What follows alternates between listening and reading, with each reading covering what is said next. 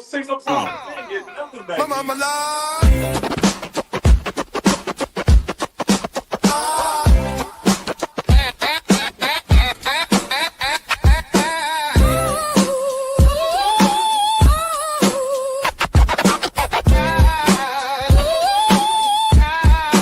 You should be ashamed.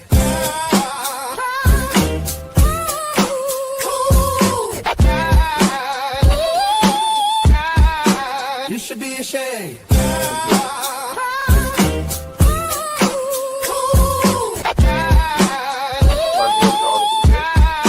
Welcome back on this glorious Monday afternoon, Jackson, Mississippi, and these United States. To make it make sense, Jackson, the fastest growing radio show and podcast in these United States. I'm honored to say I'm your co-host, Tarek Abdul-Tawwab, along with my esteemed host, Young Barry, aka Young Man, aka KP. So when you hear me say Young Man, you know that I'm generally talking to the young man sitting across from me.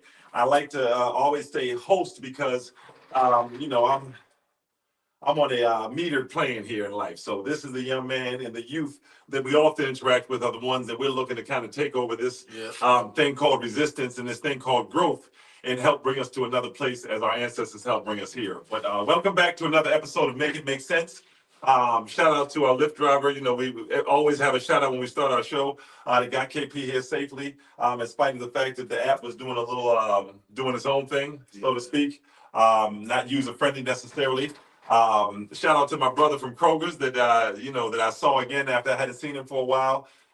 Excellent little story there, KP. He was with his son, and we just got into a great conversation about men's impact on their sons versus sometimes the way the mothers may see it. Right? It was a great deep interaction just about how the presence sometimes of your father there can cause you to not want to act up.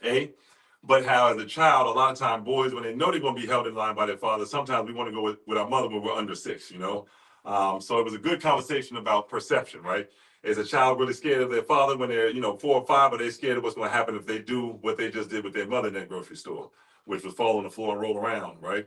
It was a good conversation. Big up, brother. Appreciate that conversation. But how you doing, young man? Before we get sparked, how was your weekend? My weekend, it went optimistic. It's different, KP. I like it. Yeah. And you almost optimistic and say, guarded and saying it like, I don't want to say it went well, but.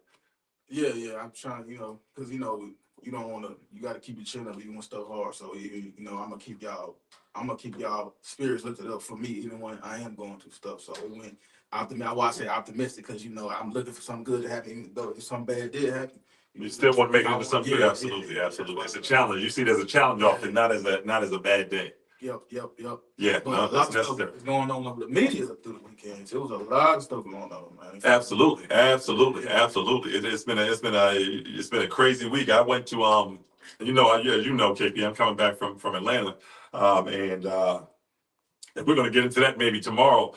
But the similarities just almost made it hard to enjoy even being down there. And I was down there with the family, but the similarities between Jackson and Atlanta. If you notice, if you haven't known that Atlanta was going through kind of the same thing that Jackson went through with the downtown, it just wasn't being supported. The state wasn't doing much to help it.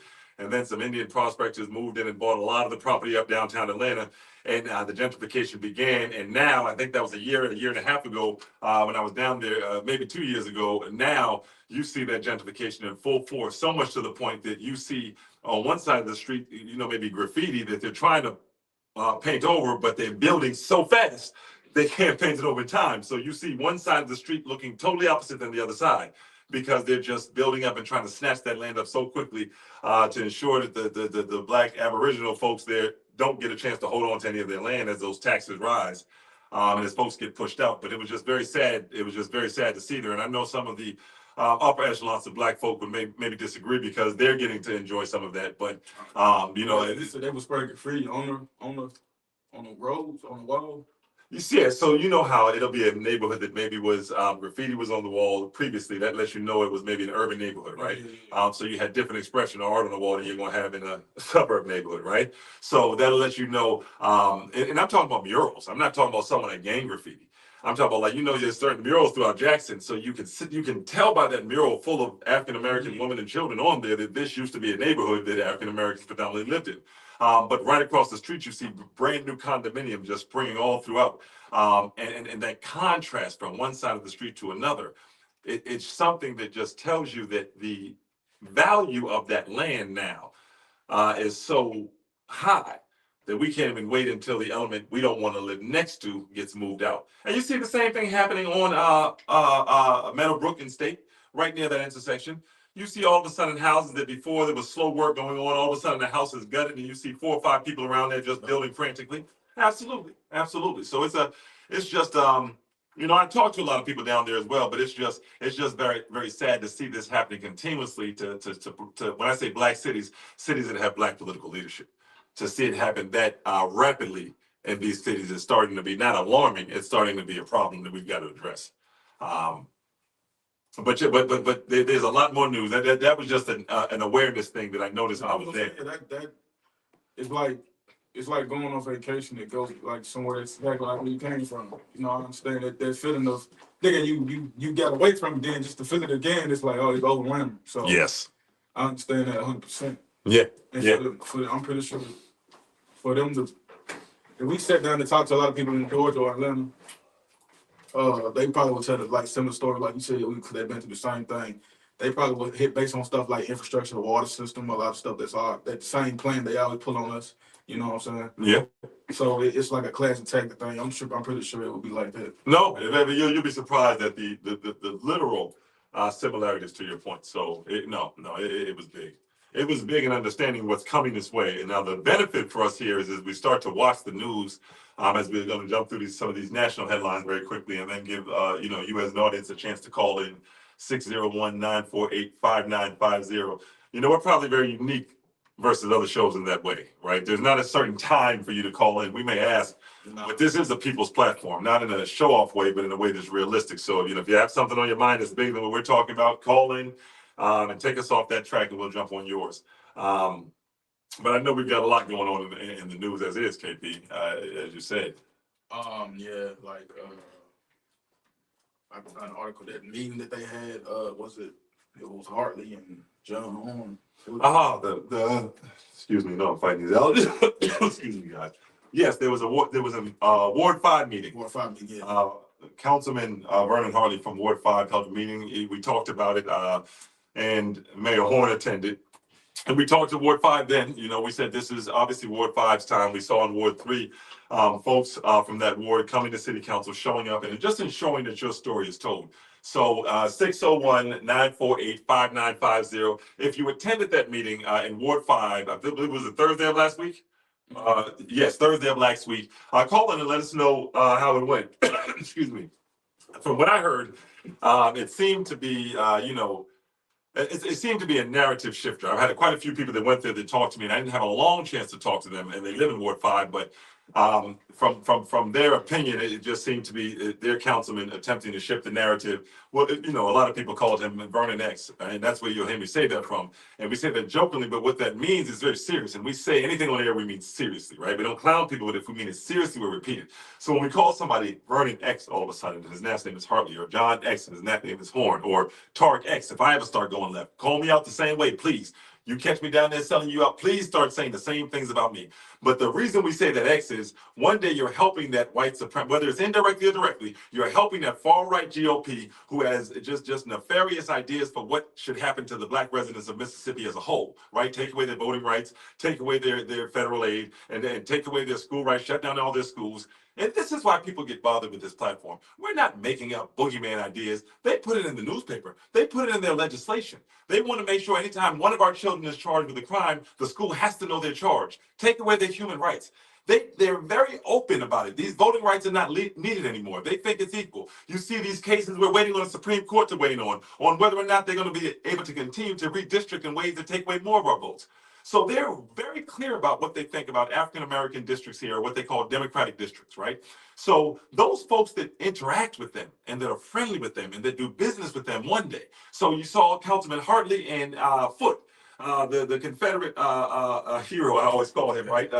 Military hero, right? And I just say that look up these people's history. Anything I say, there's some contextual, factual history. So if I say the name Foote and I associate that with the military, go look and see how many Footes attended West Point Academy. See how many Footes lead back to a plantation so big that they had to call the whole area Foote. I don't play games with you all over the air. I may joke to take away the sting of something, but none of this is funny.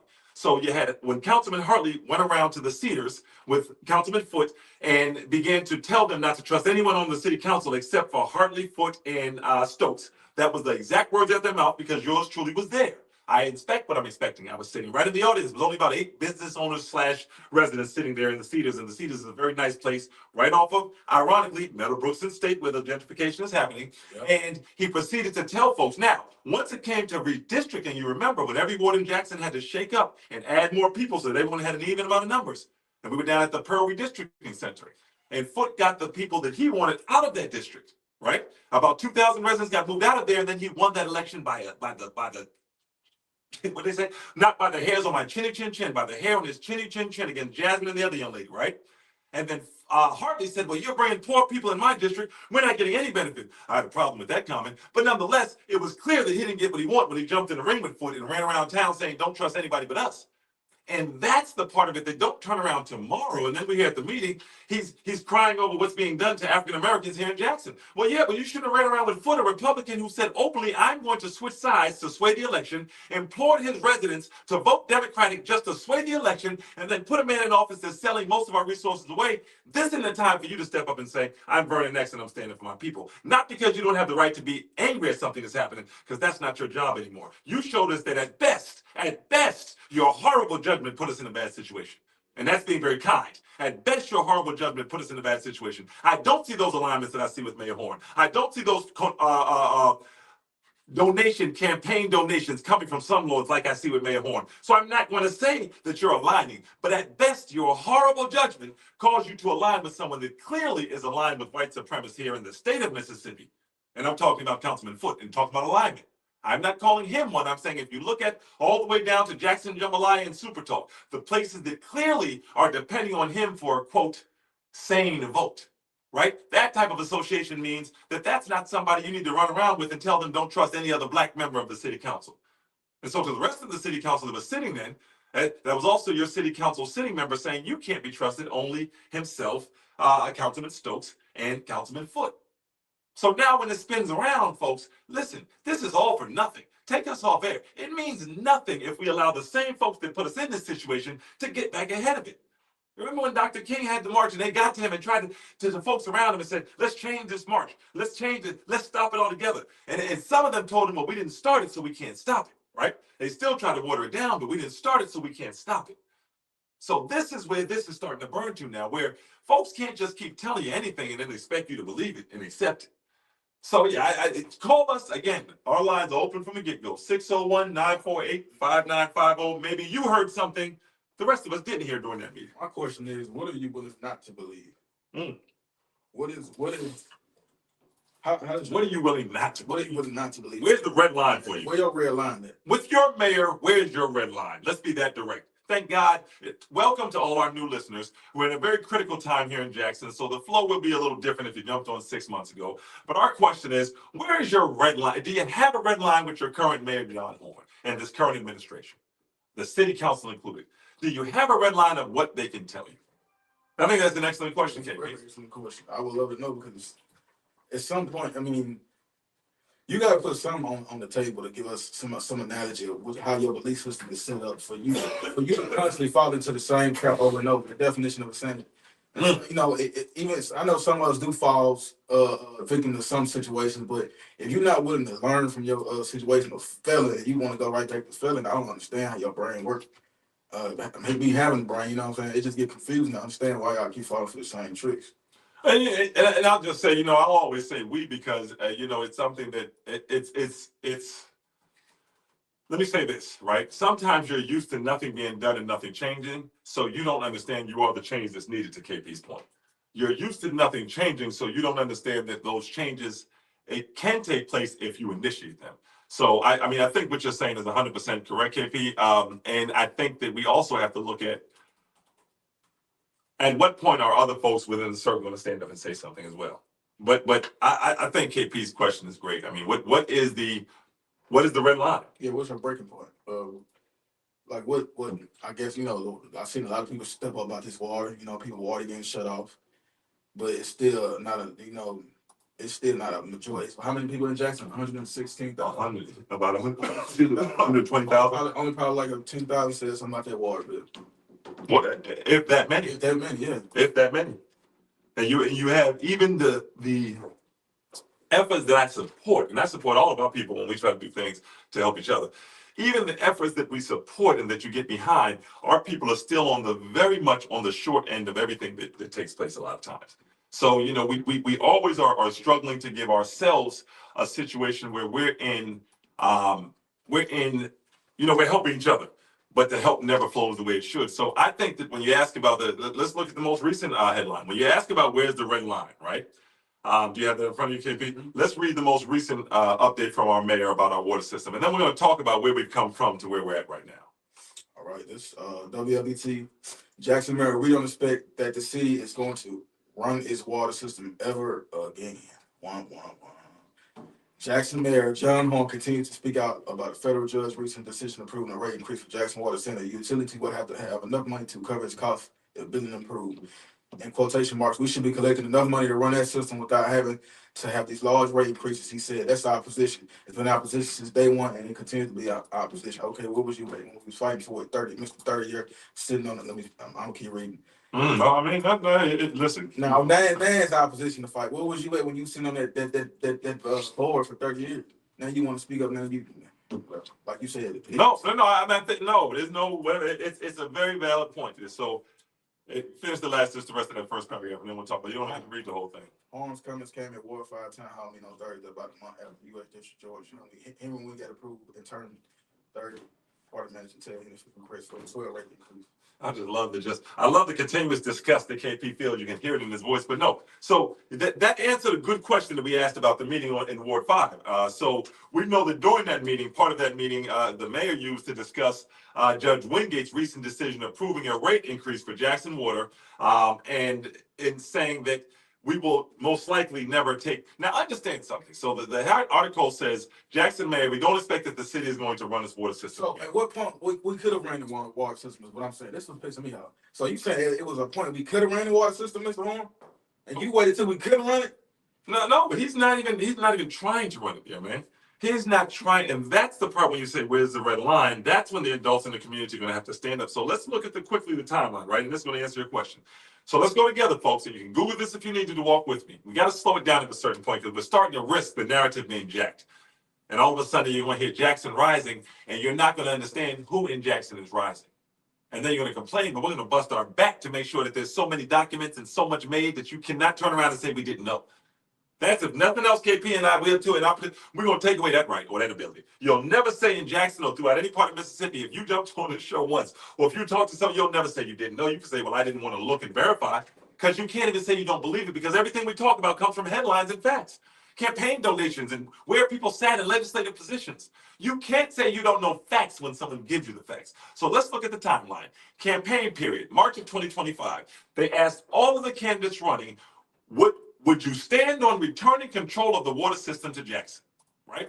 This is what they stood on. The head of the article said, at forum, mayor candidates agree. This is where you can't pretend you didn't know about it, because I'm reading the article, you can Google yourself. At forum, mayor candidates agree Jackson water system should return to city after repairs.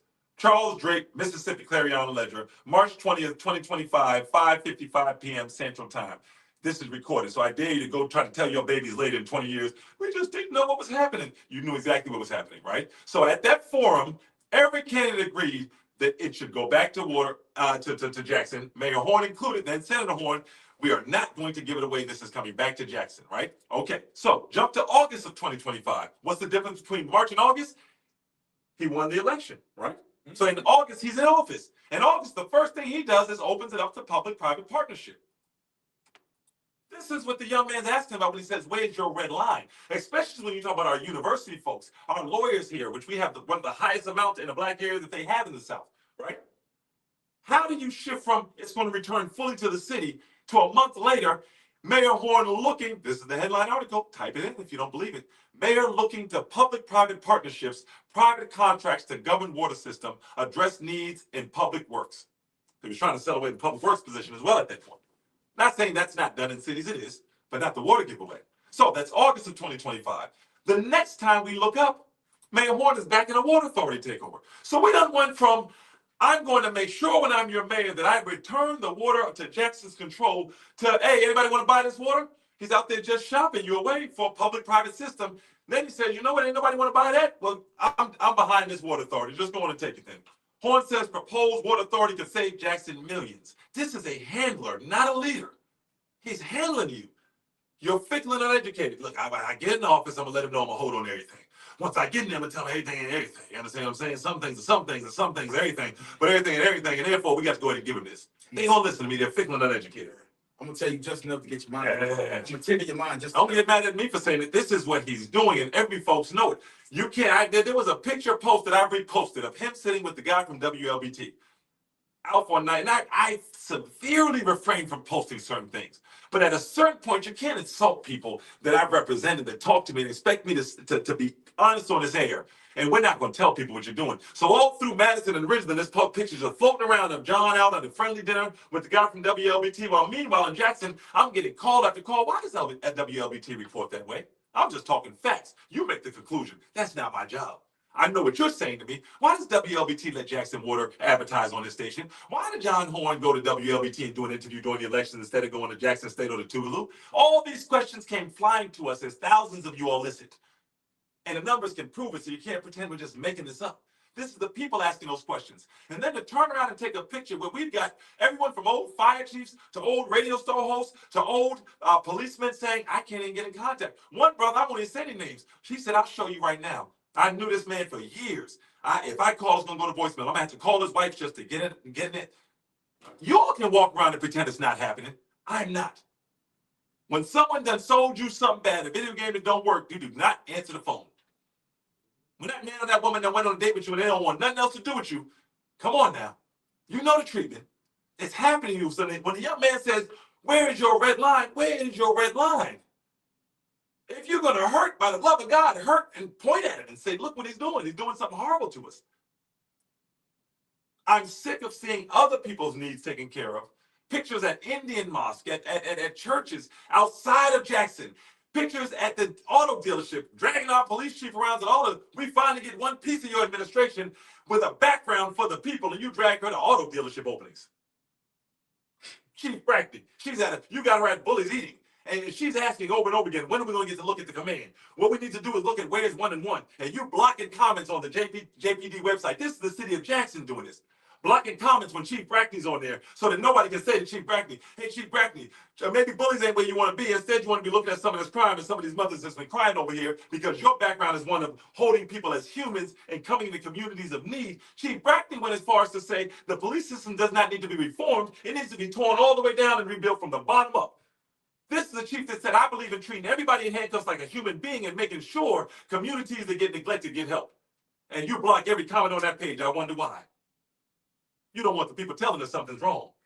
Because the Chief Brackney I read about, and I've never met this woman a day in my life, the Chief Brackney I've read about, that I've watched interviews, the black arm of the law and more, that Chief Brackney would not be okay getting taken to Bullies in the car dealerships while the city's hurting like it is. While mothers, Miss Lewis is crying over her baby dead. And she would not step up and talk to Jay Lewis's mother and say, I'm sorry that this happened. This is her. I'm not putting this on and trying to make her this woman. This is a woman who, if you go look at her videos, she stood for justice for people of color and marginalized communities. That's her thing. She took down a racist SWAT team. Won't care about the money while doing it. No, lost a lot of money and lost her lawsuit against Charlottesville, Virginia for millions of dollars for violating her contract and not paying her a dime. And what does the city of Jackson administration, what does this administration do? Block her page so she can't see the people and hear the people. That's real, and that's a red line.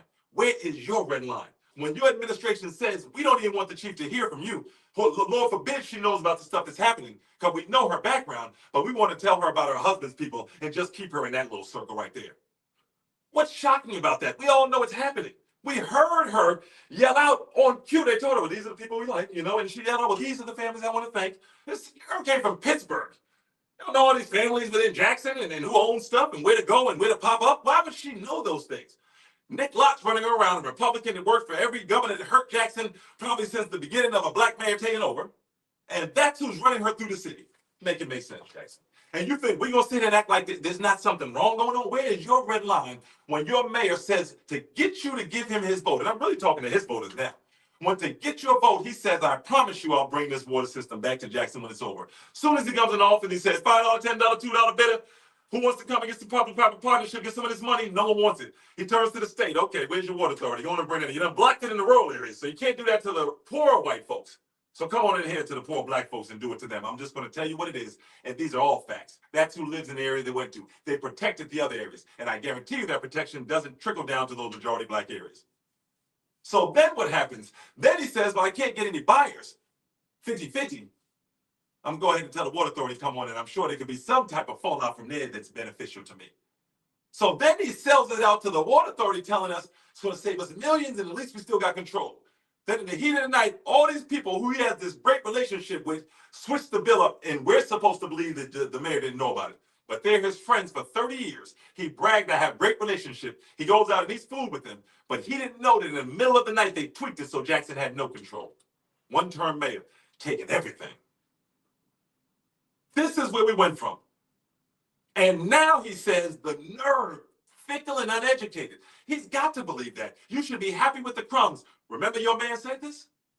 Tried to explain all this away? Trying to go back and say, yeah, I didn't mean it in that way. No, man, you meant it in this way. Y'all believed him when he said it. Oh, you meant it in this way. We should be happy for the crumbs. He took the crumbs. That's the only thing that's messed up. They got a skating park over there for them children. Take that too. We need to make sure these police I'm inviting got some work to do. He handing out work. He just giving it out. They don't give it. You know what? Your man just giving it out. I get that. That's going to be the theme song for your Jackson as long as he's in the middle. His man just giving it out. He don't give up. And he doesn't. He doesn't have to come around you. You're seeing it. And that is that Usher song, Let It Burn. No, you don't have to let it burn. That's the beauty of it. This is a democratic country. You don't have to let anything burn. You don't have, it does not matter when you see it. There's a stand you can take every time. Make it as uncomfortable for them as it is for you. Small business owners, I'm talking to you everywhere. I bumped into some outside of Prado's loft where they're building it up. These brothers pulling up in truck trying to get some work. Mayor Horn, I knew that was going to happen. I told the brother, I said, well, you should have thought about that before you voted the way you did. One of the brothers voted the other way. I told him because I knew him before that. I said, you should have thought about that, brother. You wanted to believe that Mayor Horn was going to give you a new day. So you getting what you asked for. Yep. I pray that they get their job. He knows what I'm talking to, and he knows I turned around and I fought for it. And I continue to fight for the people, but we've got to stop, to KP's point. We got to stop not having a red line. It's only been a couple months. Since what? Since he was elected? Yeah, I mean, he got elected in July. You talking the last summer. So if we this early in his election, well, we ain't that early, but we still kind of early in him being elected, right? We in the first year. So, okay, if it's this bad right now, you think he's just gonna stop? Y'all honestly believe that he's not gonna venture his way into more contracts and more agreements and sell this city out? At what point do you realize that he ain't got no stopping points for his hunger? He's a handler. He's gonna keep handling y'all. You see what I'm saying? It's shock. People are shocked, absolutely. You keep letting the person come in your house and take money out your piggy bank and you don't say nothing, they're gonna keep till it's dry. You see what I'm saying? Absolutely. No, yeah, I think that a lot of people are really in a state of shock. If you go look at our page, excuse me, I'm fighting these allergies, so you have to excuse me. But if you go look at our page, I reposted the picture, and I'm not, listen, I tell you all, of Mayor Horn sitting with the gentleman from WLBT. Man, he gonna be shaking hands with Trump next, man. Y'all gonna do something. Very, very, very possible. No, because I don't think it would be impossible. But who was it? It was Howard Ballou from WLBT, and Horn was out to eat with him at dinner. And for me, the twofold, right? When you go look at the comments, I love it when they think you're not going to talk about it. You have no problem talking about it. Go look at the comments and look at who is just, yay, John, great job. This is the mayor for the city. Go look at it carefully. And the post was posted by us at 2 hours ago. Excuse me. And it says, what you see is access. What you should ask is influence. Some get a seat at the table. Some get sent to voicemail. I'm alluding to the fact he's sitting at the table with WLBT, who seems to only say positive things about this administration and Jackson Water. But yet, Dozens of you all have told me that you can't even get a call through to him. You just get sent to voicemail. Watch who gets time and who gets kept waiting, right? And pay attention to who's cheering the loudest in the comments, because it's not always the people living with the decisions that are cheering him on. And what I mean by that is go into those comments and click on it. And you're going to see a lot of folks when you got to click on the actual post so you can get to the original post. And then you're going to see a lot of people in Richmond and Madison. And I'll just be very direct. Oh, y'all on Nextdoor talking. Yeah, on Nextdoor as well. You see it? Yes. Y'all on Yes. Nextdoor clapping their hands for him and stuff. It's also a show, and the name slipped me, and I forget who's on there, but it's our leaders here. Dupree was on it one time, along with a few other giants, and it's on 103.5. You remember the show we talked about? It comes on Sundays, and all of them were on there congratulating Mayor Horn, saying he had the courage, and that's what struck me as strange. This is the older black power leadership, Boulay, some call it, of this state. They called John courageous for making the deals that he's making, and for bringing in stimulating the economy at the expense of its residents into the city. And that struck me as very telling as to, if you want to look at where our problems are coming from, sometimes those problems will come to you and speak up. Just like they called the radio station and said, why are you letting this gentleman give them so much truth that's already in the paper, but folks are just not looking at it. No smoking guns there. So yeah, I think that sometimes a post can go a long way. And I think that if you look at that post and you click on the post and then you go into the actual comments from when the post was put up there, and then just go look at it, where you see folks just saying, y'all make Jackson shine. For who? Who is Jackson shining for? And I'm in the comments right now. I'm not saying folks' name. I just read your comments. You click on something. I already did. Some of them not even in from Jackson. I already did. Some good people right there. No doubt you gave our new mayor some great advice and counsel. I mean, just class acts right there. Mayor's doing a great job. If these were you saying it, I would not have a word to say about it. But go look yourself. A most wonderful ensemble, to be sure. How did this many people not in Jackson have such an opinion about it, first off, and know so much? Yeah, the two together. WLBT and Mayor Horn, a wonderful ensemble, great picture. Two good men. Finally, a mayor that's standing on business. You can imagine when you click on that page, what you're going to see when you go down that page. And what the different support you're going to see.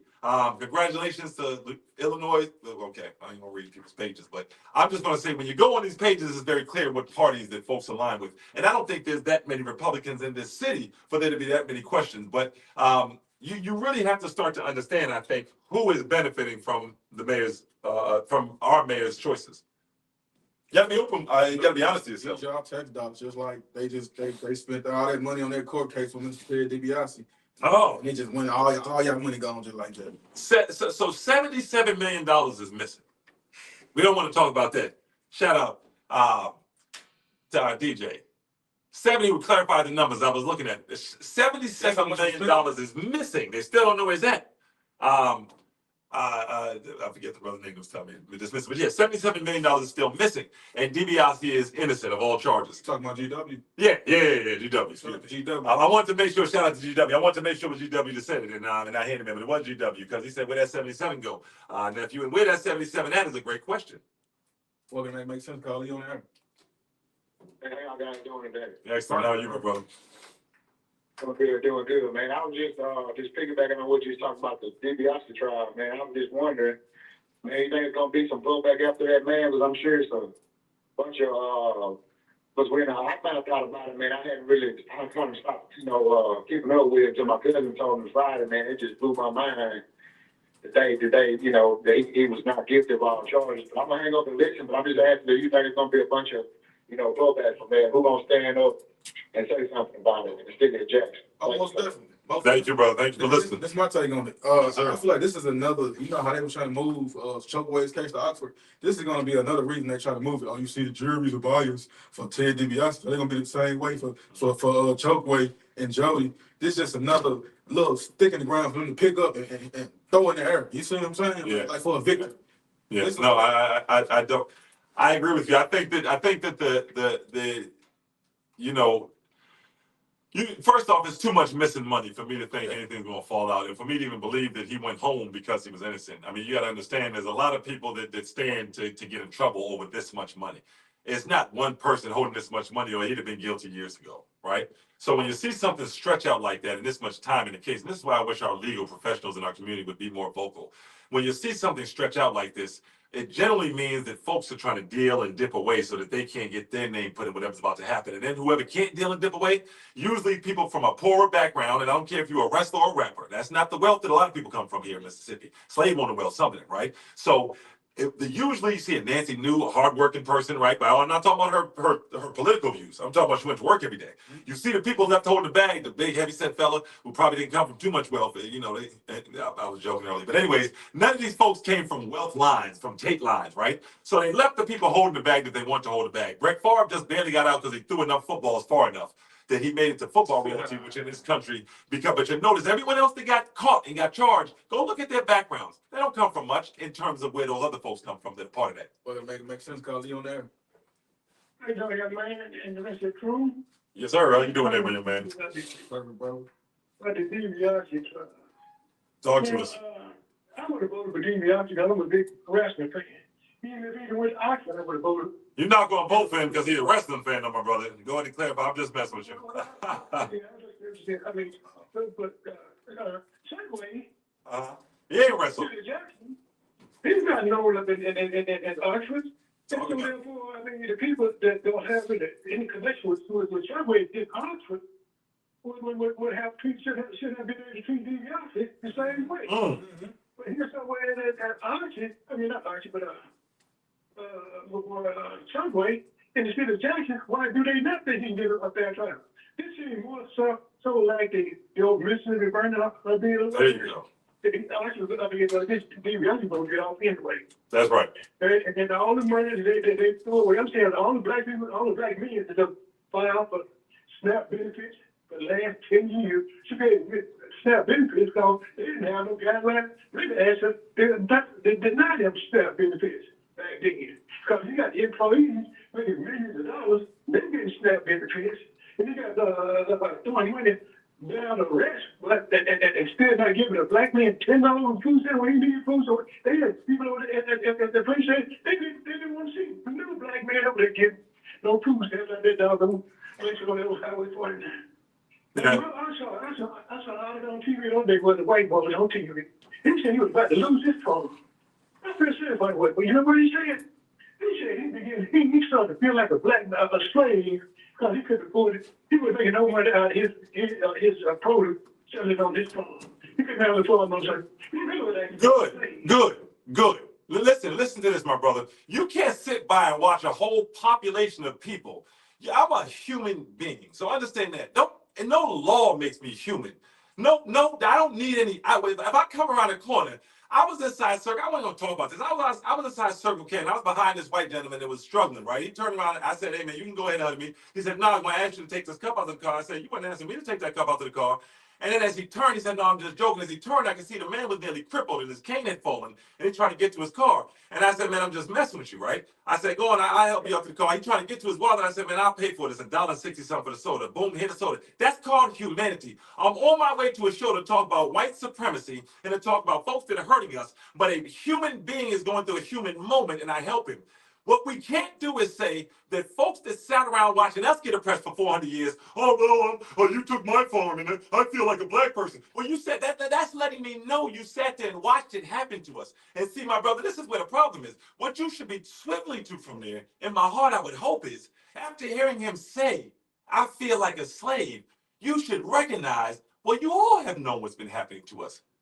Then that means this whole jig of we love each other and let's go to church together and let's get along, that's all a lie. You all have been contributing to what we've gone through. And so maybe getting a taste of the things they let happen to us will make them realize it shouldn't happen to any human. And I would hope that would be the approach you would take as an elder in the community where your children have been burnt for generations over this. Good. Very good that he's feeling a little bit of that pain, my brother. Now they come to the conclusion that slavery is a crime. I don't care what conclusion they came to about my ancestors that were buried in this state. You know that, my brother? I promise you, that's not antagonistic, brother. I don't care what they think about you know what I think our ancestors are doing right now, and I want to hear you respond to this. I think our ancestors are looking down saying, how could we have died for a vote? And people that went to school with these Republican judges, Wingate, regular appointee, Mayor Horn, who's sitting here and who's doing business with far-right GOP, downtown Jackson partner, and anything other than folks that are going to give a better life to Black Jackson residents, let's just say it. Our ancestors looking down saying, why y'all so quiet? Listen to that. Why y'all so quiet about these black men doing it right in front of you and holding the door open for this supremacy? Why did I die on my front lawn for you to sit there quietly? I'm talking to all of the generation of Vernon and all the other folks that died for this. You all are still alive. And some of you all speak up and big up to you because you're my leader and a lot of you all teach us. But the rest of y'all, why are y'all so quiet while these politicians wheel and deal away the future of us, a city of 85% black people that's the capital city of Mississippi and brings in almost the most taxes probably of anywhere? Why is nobody calling up and saying this is unacceptable? Where are the giants? Are they all gone? Not just saying it, doing something about it. Or at least say something. God says there's some major ways to help. First, you can do it with your action. Second, you can do it with your voice. Third, you can do it with your prayers. I hope that Judge Wingate and Mayor Horn's generation out there is at least praying, because you certainly aren't speaking up in droves, and you certainly aren't doing it with action. That's my final word on that, my brother. I appreciate y'all, young man. Y'all keep doing your work. We appreciate you, sir. I always like to give him that final bit. Yes, sir. Yeah, no, and I mean that. And I love that, brother. You can call it. I love all my people. This is not a question of love. Tough love is necessary sometimes. And just like we tell our young people to pull their pants up and to move through life differently, listen, if you're alive, you can learn something if we're in a bad situation. And that learning is going to get us in a better situation. So stop thinking your job here is to teach. I don't care if you're 102 years old, respectfully. That's why you never see me get agitated by being corrected, because a lot of people feel that a lot of people get sensitive towards being corrected. So if you come on your show not expecting to be corrected or correct, when we get corrected all the time, we don't never say anything. You got to be ready to accept that emotion of correcting people also. You see what I'm saying? Holding people accountable. You got to let that, I don't know where they even came from in our community. I think you told me, I forgot, I ain't gonna lie. The correction? Like not wanting to tell somebody about themselves. Like some people get embarrassed. Yeah. I mean, just folks that are just used to just having, what I call it, the not having, not having anything nice function. Sometimes we are given the least information, so we're the most guarded for not knowing something. Yeah. And then when we don't know something, we're taken advantage of repeatedly. So it's kind of, we're not even really trying to act a certain way. Sometimes I don't want to let you know I don't know, because historically, when we've let them know we don't know, we lose. And so sometimes just pretending you know, and those that know, just pretending you know and keeping quiet is better than opening your mouth and letting them know you're ignorant. And then, I don't care if you're talking interest, renting an apartment, they'll say certain things to figure out whether you're aware of laws that protect you. And if you're not aware of them, they'll tell you, we're sorry, we can't help you. Mm-hmm. We know you're not going to go and file a suit because you don't know anything about equal opportunity. So no, we can't help you. You're not ready for the hold me accountable. Yep. Someone said on there, and peace to everybody online. I'm sorry when I get to talking. Do you think the recent fervor of court enforcement is a motive of Horn's administration and an action toward gentrification of the West Park or West Capitol community? Yeah. Thank you, KP. Yes. Yeah. Read the question again. The question is, do you think, and this is one of our brothers, do you think the recent fervor or the way that Mayor Horn is just applying all this pressure all of a sudden to code enforcement is a motive of Horn's administration and an action towards gentrification of the West Park, West Capitol community? Look at this transition team. Most of the people, okay, for example. That's not a bad response. Oh, man. You got Sakir Summers. I haven't seen him, bro. I haven't seen him talk about her yet. But the main ones he talking about were what? Prado and the law. Prado and Babanasi. He came on the radio station right behind our show. Not about and say not about the other ones. What main ones? You know what I'm saying? Like, okay, your main focus is what? Making this money, getting this stuff done downtown. So it's mostly gentrification. I would tend to agree, brother, to that question. Do you think the recent fervor of code enforcement, the reason I'm going to tell you, if you 601-948-5950. This is the last 15, so we're going to give them make sure you read that a little more. But when you ask that question, do you think the fervor of code enforcement? Listen, I talk to code enforcement people all the time, right? I listen to them. I go down to City Hall sometimes, but I'll talk to people and I listen. I overhear people saying that they're being told to leave the Indian store owners alone from a code enforcement perspective. So would that lead me to then believe that this is the move in the West Capitol, West Park community only, the direct focus there, while literally we see JPD being used as the Indian store security throughout the city? We just saw it the other day where they get called to the store to move people out from in front of the store. That's not their job. They're supposed to be protecting one of the 130,000 community members who may be in danger at that moment, right? But I would think that the exact focus on West Capitol would be a move toward gentrification. Because if you're not really trying to code enforce where it matters, right? And unfortunately, some of the most violent, some of the most eyesores come from what's happening at these stores controlled previously by the Indian Store Owners Association. So the way that it's being unfairly balanced, I definitely would say that that would make me concerned about gentrification in that specific area, brother, 100%. Because if I don't see it being done fairly applied, then I don't think that that's something that I can say is just a one-off. So I would say that you should be very careful when this administration starts to target your community or your neighborhood for anything, because like I said, it's the auction block. That's the season we're in, the auction block season. And to the young man's point, I think as a community, we've got to ask, at what point do we put a hard stop and say that's not okay? From Mayor Horn, and we're gonna again, and I'll post this timeline to be helpful. Okay, a timeline of events with articles. For Mayor Horn to go from running for mayor and saying I will make sure that the ownership of the Jackson water system gets returned to the city after the third party manager leaves, to then go down the barometer of changes where he immediately upon taking office, August, he took office July? August of 2025, he immediately starts to auction the water system off for half-seats. Who wants to go half on our water system? Immediately he does that. Go Google it. Because you'll hear these words, if you jump in at that point, you may think I'm talking about them. I'm not. Everything we talk about is fact-based. You make it make sense, Jackson, in the United States. What Tupac saying, Juice? This is scared. I couldn't even laugh. Tupac Juice, when he was basically telling his brother that they were going to rob the store. And Omar Epps was coming up with every excuse possible to not do the robbery. And he finally said, this brother, Will Feeling brother, instead of word, he said, this brother's scared. And it's a meme now. And that's what it feels like for folks that are just sitting by while this is happening. You're just letting them do it to you with no resistance. That's now, you can't even claim assault afterwards. Yeah, you have to tell them what was going on in your head because you're not resisting or pushing back at all. And so that's why we come and talk about it, right? I mean, the point is not to rile folks up and say, look what you let happen. The disrespect is ongoing. We're not talking about an act that has completed. We're in year one of a 4-year term.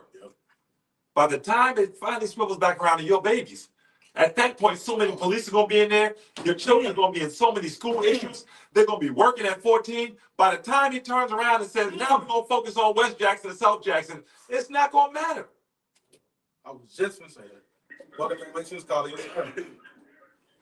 Yes, I'd like to make a one-air statement about your question. Yes, ma'am.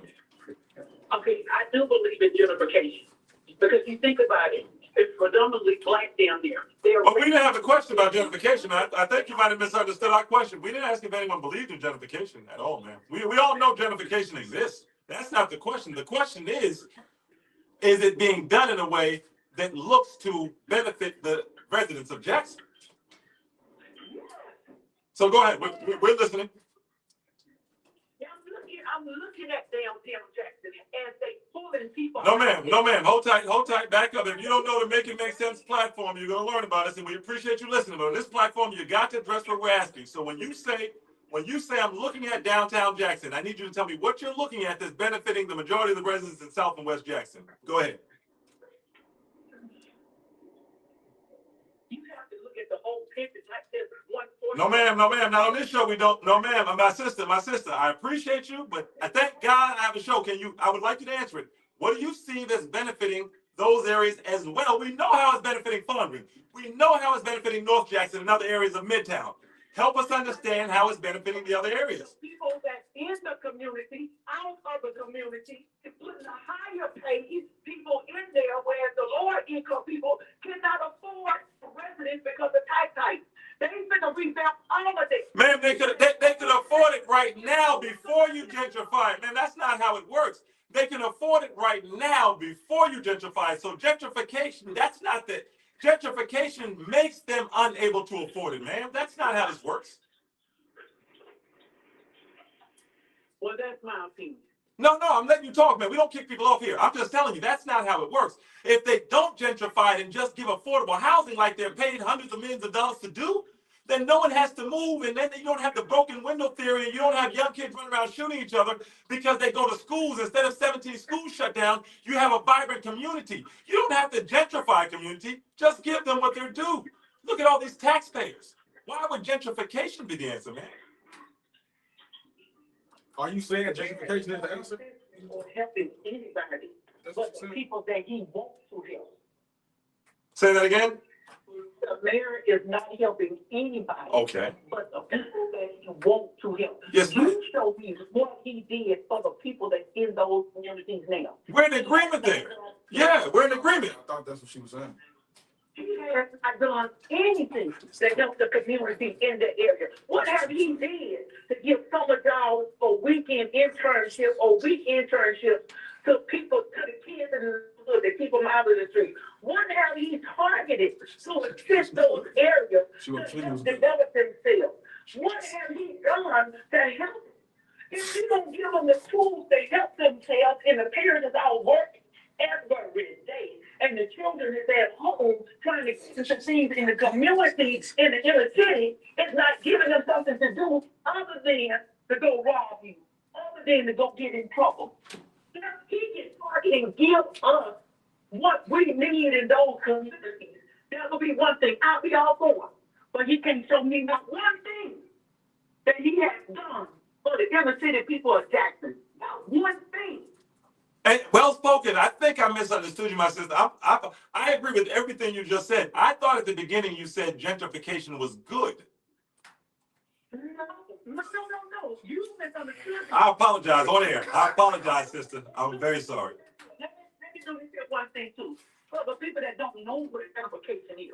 Yes, ma'am. This is when you come into a poverty area and you make it so that they cannot afford that area anymore. You go in and you see all of these downtown homes and studios going downtown Jackson, all around the city of downtown Jackson. You see police that's sitting up in there just making sure that one class of people get the security of what they want. And then the other class that's on the outskirts that you're trying to get out of there, you're going to raise those property values. Yes, ma'am. You're going to make those people own those areas, Yes, not ma'am. able to own those areas anymore. You're not doing anything to help them maintain and keep what that is inherently there if they own it, because property taxes is going to take it away from them. That's right. That's what I'm saying. Help ourselves. That's If I'm working every day, 3 or 4 jobs, I need to make sure that the money that I'm taking out of my check, I can still afford the house that my mama left me. That's right. But not that the government can come and take it and take the property taxes now. It's $3,000 a year. How am I going to pay that? That's right. Folks that own their houses. No, you said a bunch. Yes, ma'am. They're not even going to have daycare no more for the city of Jackson. That's right. That's right. That's all I'm saying. Yes, ma'am. I appreciate you. Think about it. Yes, ma'am. We're about to land this plane, but sister, listen, I'm on my Facebook page and I just typed in there, I'm sorry, my sister, with exclamation marks. So I bless you and thank you for being patient with me, okay? And thank you for your thoughts. Okay, no problem. Yes, ma'am. And it's very important to be the change you ask for. So sometimes when you frustrated and you come in here, and I'm a human being, but you got to call your flaws out. I'm so into what I'm saying. I'm not even listening to the sister. She comes on and makes one of the best points of the night, even beyond the points that I'm making.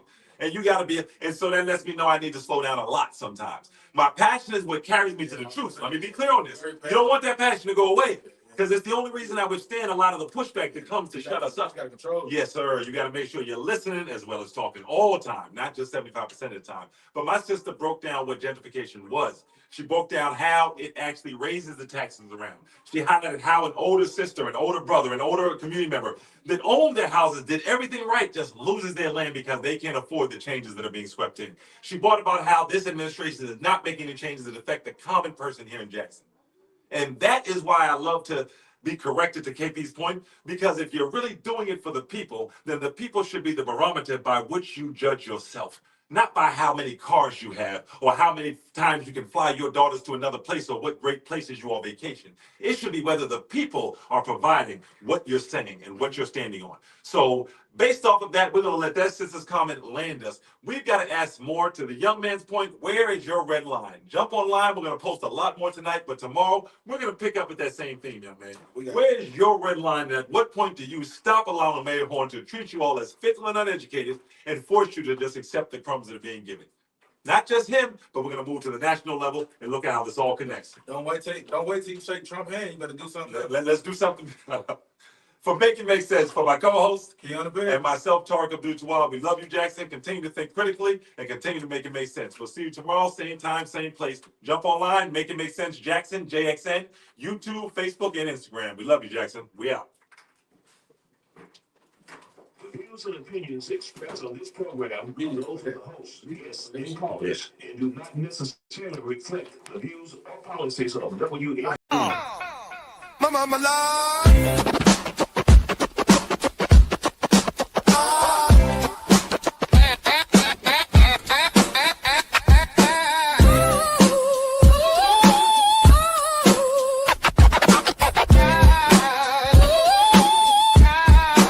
You should be ashamed.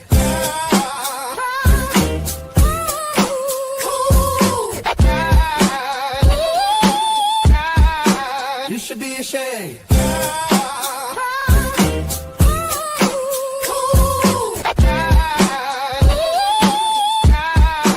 You should be ashamed.